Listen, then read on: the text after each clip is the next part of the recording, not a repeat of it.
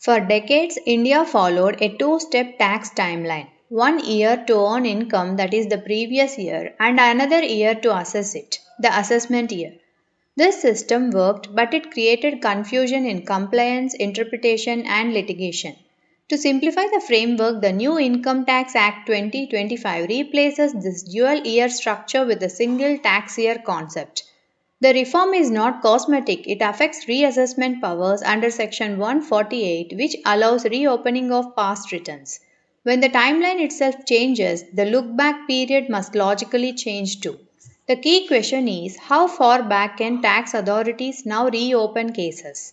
The new Income Tax Act 2025 eliminates the concept of assessment year and introduced a unified tax year. Earlier, income earned in the financial year, that is the previous year, was assessed in the immediately following assessment year. For example, income earned in financial year 2023 and 24 was assessed in assessment year 2024 and 25. Reassessment under Section 148 was linked to the relevant assessment year. Under the old regime, reassessment notices could generally be issued within 3 years from the end of the relevant assessment year. In cases involving escaped income exceeding Rs 50 lakhs, the period could extend up to 10 years. With the abolition of the assessment year, the reference point for computing the limitation period shifts. Now the reassessment clock begins from the end of the relevant tax year itself. This eliminates the artificial 1 year gap created earlier between income earning and assessment. What is the impact on look back period? First, the effective timeline becomes more direct and transparent. Earlier, if income was earned in financial year 2023 and 24, the reassessment window was counted from 31st March 2025, that is the end of assessment year 2024 to 25. Now it is counted from 31st March 2024, that is the end of tax year 2023-24. This structurally reduces ambiguity and removes interpretational disputes. Second, the substantial duration of reassessment powers does not automatically expand or shrink.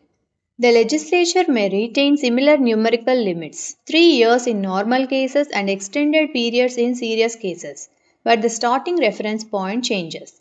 This may marginally shift the outer boundary by 1 year in transitional cases. Third, the reform enhances certainty. The old system often led to confusion among taxpayers regarding which year was being reopened. Many litigations arose due to technical defects in mentioning the correct assessment year. With a single tax year, administrative errors and procedural challenges are likely to reduce. Fourth, from a legal interpretation perspective, limitation provisions must be strictly construed. Any ambiguity benefits the taxpayer. The clearer tax year structure strengthens rule of law by reducing drafting errors in Section 148 notices. However, transitional provisions become critical. For pending cases relating to earlier assessment years, the law must clearly specify whether the old or new limitation framework applies. Without clarity, disputes may arise regarding retrospective application.